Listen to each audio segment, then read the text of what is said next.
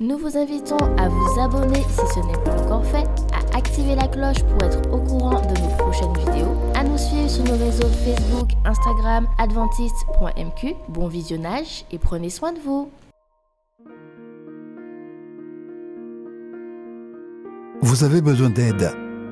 Vous souhaitez vous entretenir avec un pasteur, un psychologue, un conseiller en relation d'aide.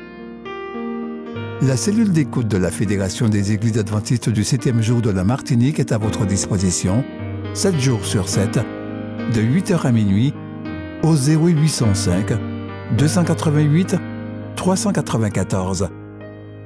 Cet appel est gratuit.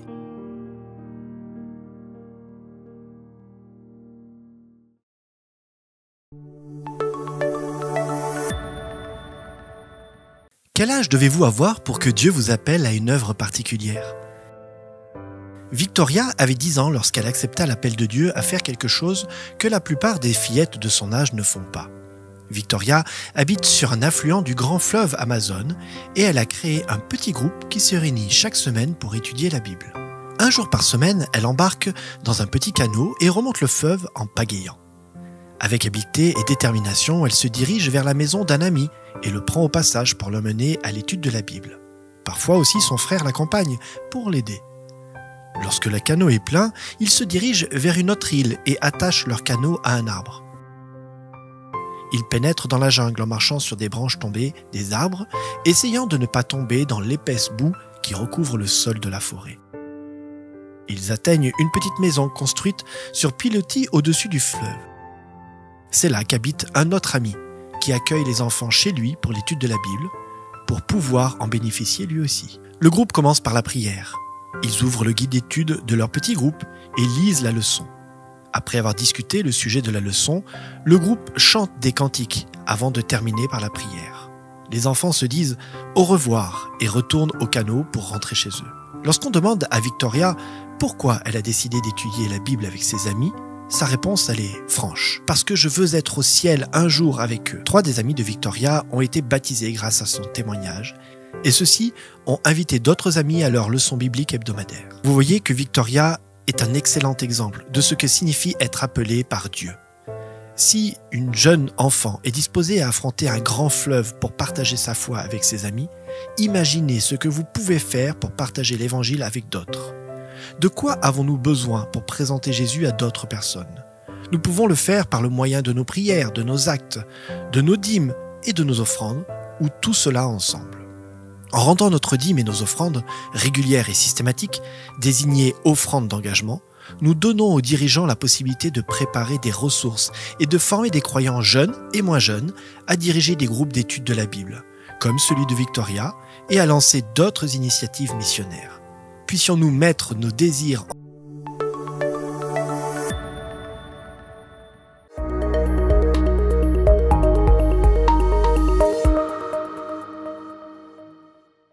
Mesdames, Messieurs, chers amis, nous sommes reconnaissants de vous avoir avec nous pour ce moment de partage de la parole inspirée.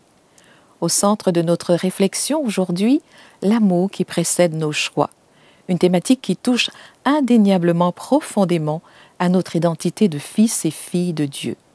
En effet, comprendre l'amour divin et le partager avec nos semblables demeure un défi permanent, car il n'est pas toujours aisé d'aimer les personnes qui ont des valeurs différentes des nôtres ou qui apparemment ne font pas d'efforts pour adopter un mode de vie plus sain. Pourquoi? Parce qu'il est plus facile de porter un jugement que d'aimer, et ce n'est pas nouveau. Parmi les premiers théologiens, plusieurs pensaient déjà que le salut pouvait s'acheter par les œuvres. Ils pensaient que l'homme n'était pas né pécheur, mais qu'il choisissait de pécher. D'autres, en revanche, pensaient tout le contraire. Ils pensaient que l'homme, né dans le péché, avec une nature pécheresse, avait besoin du salut offert par Dieu. D'autres encore, partisans de la prédestination, affirmaient que Dieu choisissait ce qu'il voulait sauver. Imaginez donc la confusion et la frustration que ces idées contradictoires ont pu générer parmi ces chrétiens durant des siècles. Plusieurs travaillaient ardemment pour mériter le salut, tandis que d'autres ne le faisaient pas, parce qu'ils croyaient que Dieu réservait le pardon et la vie éternelle à quelques privilégiés. Un peu plus tard, au XVIIIe siècle, toujours dans le cadre de cette dispute théologique autour de la doctrine du salut, le réformateur John Wesley conclut que la grâce divine précédait les décisions humaines. En d'autres termes, Dieu entamait le processus de la grâce en manifestant son amour envers tous les humains au cours de leur vie, indépendamment des choix personnels pour le bien ou pour le mal. C'est la grâce anticipée, celle qui nous précède et entame le processus d'amour et de restauration. C'est aussi l'œuvre de l'Esprit Saint dans nos cœurs qui nous attire vers Dieu et nous convainc, nous transforme et nous permet de nous repentir. Les pionniers de l'Église adventiste du 7e jour, James White, Joseph Bates et Ellen White, étaient fermement attachés à ce point de vue théologique. Ils croyaient qu'en tant qu'être déchu, l'humain né dans le péché avait des tendances au péché. Ce n'était donc qu'à la faveur de la grâce divine de Dieu qu'il pouvait commencer à distinguer le bien du mal. La grâce de Dieu nous pousse, nous incite à lui permettre d'agir dans nos pensées et dans nos vies. C'est la grâce de Dieu qui permet également à un individu d'accepter le Christ comme sauveur. La grâce et l'amour de Dieu précèdent nos choix, nos décisions, ainsi que notre style de vie. Dans l'Ancien Testament, l'histoire de Rahab est un bel exemple de la grâce et de l'amour de Dieu qui initie une relation avec l'humanité. Bien que les spécialistes ne l'entendent pas toujours de la même manière sur cette question, à savoir si Rahab était une prostituée ou une tenancière d'auberge, ils sont tous d'accord pour dire qu'elle était une païenne qui vivait parmi un peuple idolâtre. Mais Dieu n'a pas tenu compte de son origine ou de ses croyances. Il l'a aimée parce qu'elle était sa créature et qu'il voulait la protéger, la sauver. Éphésiens chapitre 2, versets 8 à 10 le confirme. Car c'est par la grâce de Dieu que vous avez été sauvés au moyen de la foi. Ce salut ne vient pas de vous, il est un don de Dieu. Il n'est pas le résultat de vos efforts, et ainsi personne ne peut faire le fier.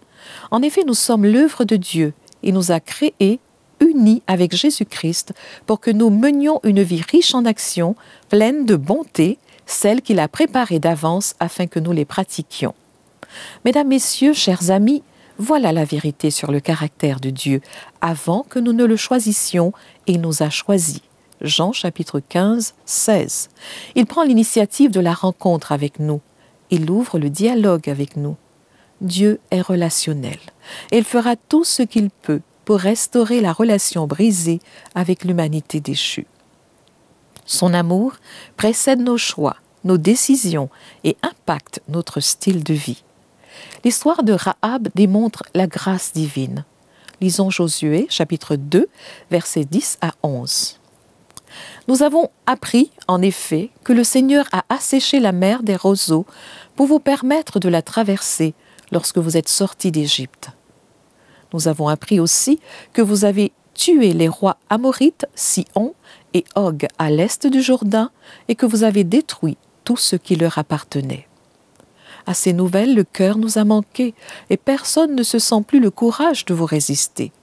En effet, le Seigneur votre Dieu est Dieu, en haut dans les cieux et ici-bas sur la terre. Rahab a raconté ce qu'elle avait entendu à 2 reprises au sujet des miracles et de la présence, de la puissance également de Dieu. En raison de la nature de son travail, situé dans une auberge à l'entrée de la ville, Rahab a dû rencontrer des gens apportant avec eux des nouvelles venant de près ou de loin. Qu'est-ce qui l'a poussé à croire dans certains récits et pas d'autres? C'est le Saint-Esprit qui œuvrait déjà dans le cœur de Rahab avant même qu'elle n'entende les récits sur l'intervention de Dieu en faveur de ce peuple.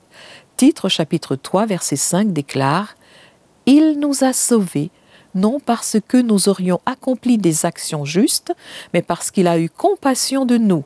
Il nous a sauvés par le bain de la nouvelle naissance et le renouvellement opéré par l'Esprit Saint. » Le Saint-Esprit avait touché Rahab, et lorsqu'elle entendit ces histoires miraculeuses, elle comprit que c'était vrai. Ce passage du texte montre également que les témoignages de la délivrance miraculeuse des Israélites sont parvenus jusqu'aux oreilles des Cananéens. Mais l'aspect extraordinaire de ce récit est qu'il montre comment l'amour de Dieu précède les choix de ceux qui ne le connaissent pas encore parfaitement. Rahab et les membres de sa famille vont finalement se rassembler dans sa maison et y rester pendant 7 jours, attendant que le Dieu d'Israël fasse preuve du même pouvoir de délivrance à leur égard à cause de sa grande miséricorde. Le Saint-Esprit précède les décisions humaines. Il travaille dans les cœurs, dans nos pensées, pour adoucir la nature pécheresse et pour nous aider à le connaître pleinement. Il vise à desserrer l'emprise naturelle du péché pour que nous soyons plus enclins à choisir le bien, à choisir Dieu. La grâce de Dieu, c'est un amour qui veut nous réconcilier avec lui. Nous pouvons être reconnaissants de l'amour de Dieu envers Rahab, car son amour est le même pour nous. Sans excuser ses péchés, son amour a permis à une femme pécheresse d'échapper à la peine de mort. Rahab a été sécurisée, protégée et sauvée par la grâce divine. Jésus est allé vers les pauvres, les nécessiteux, les veuves, les malades. Il les a guéris, il les a aidés indépendamment de leur choix de vie. Jésus a défendu une femme adultère face à ses accusateurs, malgré sa nature et son mode de vie. Il nous voit pour ce que nous pouvons devenir et non pour ce que nous sommes maintenant. À son tour, il nous appelle à répandre un amour qui précède les actions et les réactions des autres. Un amour qui ne connaît pas de frontières. Un amour qui ose aller même là où il n'est pas désiré. Dans le modèle d'amour du Christ, nous voyons aussi la repentance. L'apôtre Paul nous demande « Ou bien méprises-tu la grande bonté de Dieu, sa patience et sa générosité? Ne sais-tu pas que la bonté de Dieu t'invite à changer de vie ?» Romains 2, 4. La bonté de Dieu nous conduit à la repentance. Et lorsque nous sommes fortifiés par l'Esprit de Dieu, nous recevons ces caractéristiques de bonté, de patience et de longanimité. Et nous pouvons également conduire d'autres personnes à Jésus pour qu'elles se repentent. La question qui se pose donc est la suivante. Pourquoi est-il si facile de juger les gens plutôt que de les aimer en dépit de leur comportement? En tant que chrétiens qui croyons détenir la vérité, nous pouvons parfois être aveuglés par notre nature pécheresse.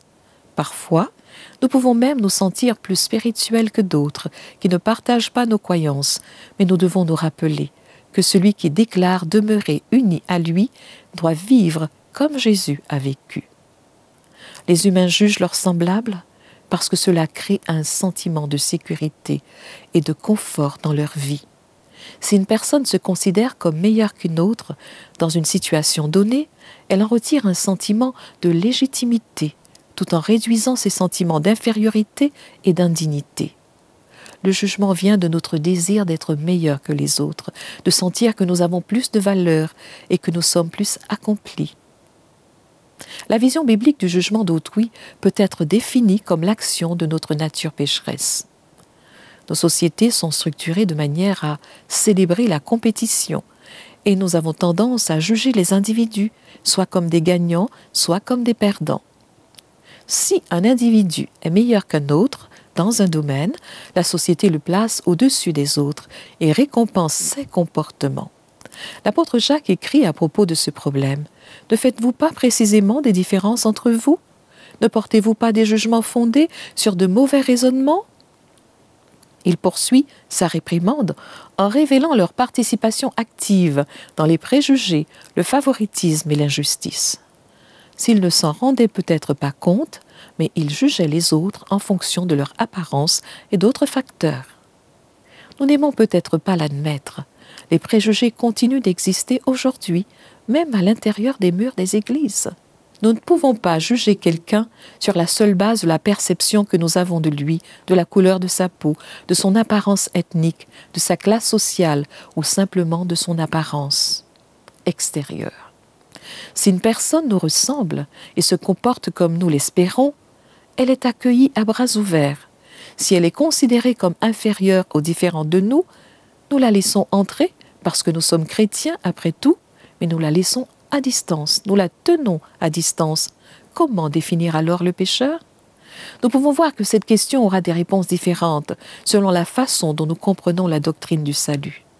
Si nous croyons que les humains sont des êtres déchus, alors nous croyons que nous sommes tous pécheurs. Tous ont péché et sont privés de la présence glorieuse de Dieu. Romains chapitre 3, verset 23. Il n'y a pas d'être humain juste, pas même un seul. Romains 3, verset 10. Nous sommes tous pécheurs et nous avons tous besoin de la grâce salvatrice de Dieu. Voici ce qu'en dit l'écrivain et prophétesse Ellen White. Plus vous vous approcherez de Jésus, plus vous vous rendrez compte de vos lacunes, car votre vision spirituelle sera plus claire et vos imperfections offriront un contraste de plus en plus frappant avec la perfection de sa nature. Nous avons tous désespérément besoin de la grâce et de la miséricorde de Dieu. Ce n'est pas par nos bonnes œuvres, par nos bonnes habitudes alimentaires ou par notre assiduité à l'Église que nous serons sauvés, mais c'est uniquement par la grâce et le don du Christ. Cela devrait nous rendre humbles lorsque nous nous efforçons de partager l'amour du Christ avec ceux qui vivent une vie différente de la nôtre. Nous ne devons juger personne pour ses choix ou pour son manque de compréhension. Nous devons voir tout le monde à travers le regard rédempteur du Christ qui voit tous ses enfants, et nous devons leur tendre la main avec l'amour du Christ. Ellen White écrit encore dans son livre « Évangéliser », « L'amour doit être la dominante de tout ce que nous faisons, notre seule motivation. Quand nous nous adressons à ceux qui ne partagent pas nos convictions religieuses, nous devons veiller à ne pas faire des déclarations sévères qui ressemblent à des condamnations. Présentons la vérité et laissons-la agir avec l'Esprit de Dieu en tant que censeur et juge, mais vos paroles ne doivent ni meurtrir ni blesser.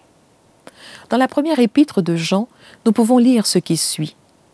Et voici en quoi consiste l'amour. Ce n'est pas nous qui avons aimé Dieu, mais c'est lui qui nous a aimés.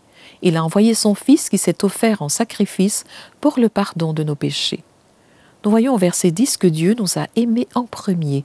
Il nous aime même lorsque nous ne sommes pas aimables, et il continue à nous aimer. Voyons maintenant au verset 11. Très chers amis, si c'est ainsi que Dieu nous a aimés, il est important de mentionner ici que le mot « ainsi » peut être traduit par « de cette manière ». Puisque Dieu nous a tant aimés, nous devons nous aussi nous aimer les uns les autres. Le verset 11 nous ordonne d'aimer les autres de la même manière que Dieu nous aime. Mais qu'est-ce que cela signifie et comment le mettre concrètement en pratique? Admettons un instant qu'il est facile d'aimer ceux que nous voulons aimer. Il est facile d'aimer les gens qui sont faciles à aimer. Jésus le savait et a mentionné que même les non-juifs aiment ceux qui les aiment.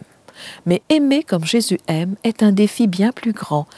Eh bien, moi je vous dis, aimez vos ennemis et priez pour ceux qui vous persécutent. Ainsi, vous deviendrez les enfants de votre Père qui est dans les cieux. Car il fait lever son soleil aussi bien sur les méchants que sur les bons. Et il fait pleuvoir sur ceux qui font sa volonté et ceux qui ne la font pas. Matthieu 5, versets 44 et 45. Aimer comme Dieu, c'est aimer ceux qui ne nous facilitent pas la tâche.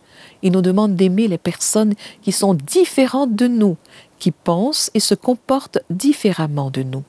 Nous ne disons pas qu'il ne faut pas mettre des limites aux personnes difficiles ou toxiques, car ces limites créent des relations saines. Mais nous faisons référence aux chrétiens qui abandonnent trop facilement à cause des différences. Si Dieu nous abandonnait aussi facilement, nous ne serions pas ce que nous sommes aujourd'hui. Aimer ceux qui sont différents de nous n'est pas facile, et nous ne pouvons pas bien aimer par nos propres efforts.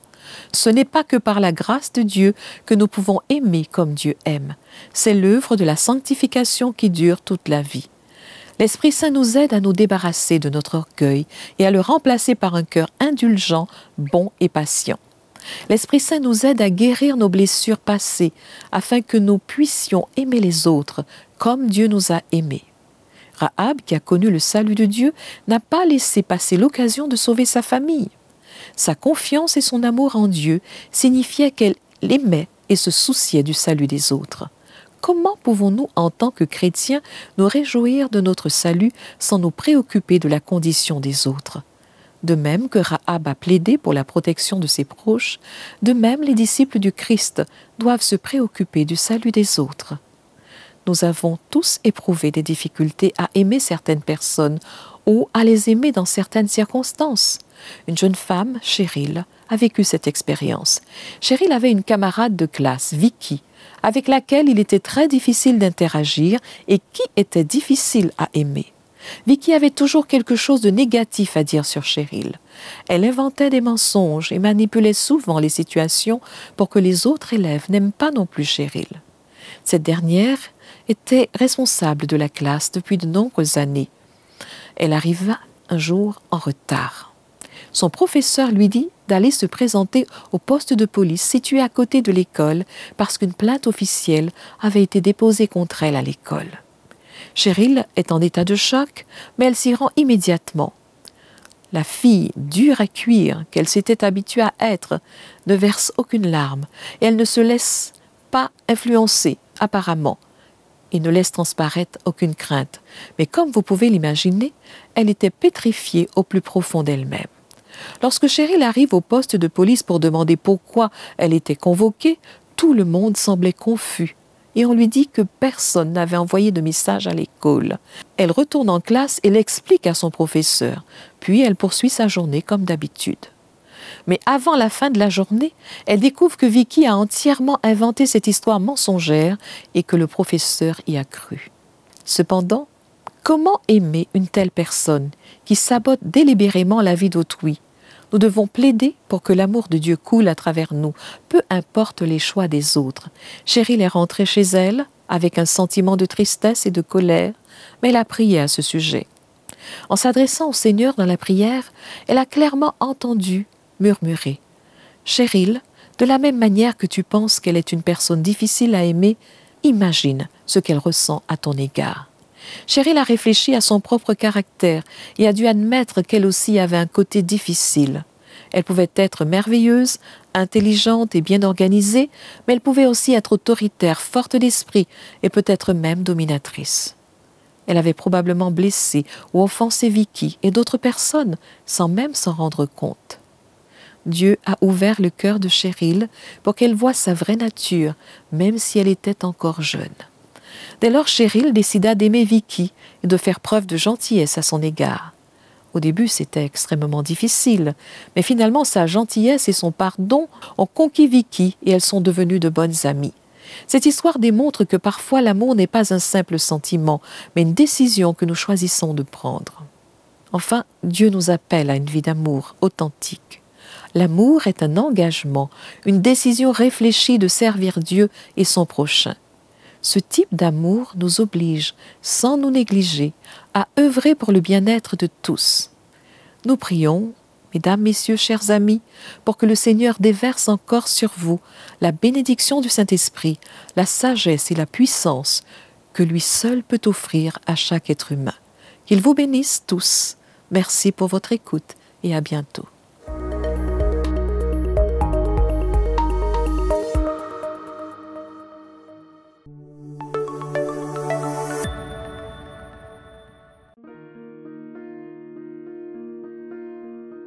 Vous avez besoin d'aide.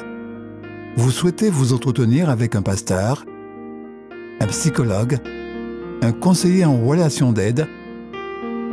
La cellule d'écoute de la Fédération des Églises adventistes du 7e jour de la Martinique est à votre disposition, 7 jours sur 7, de 8h à minuit, au 0805 288 394. Cet appel est gratuit.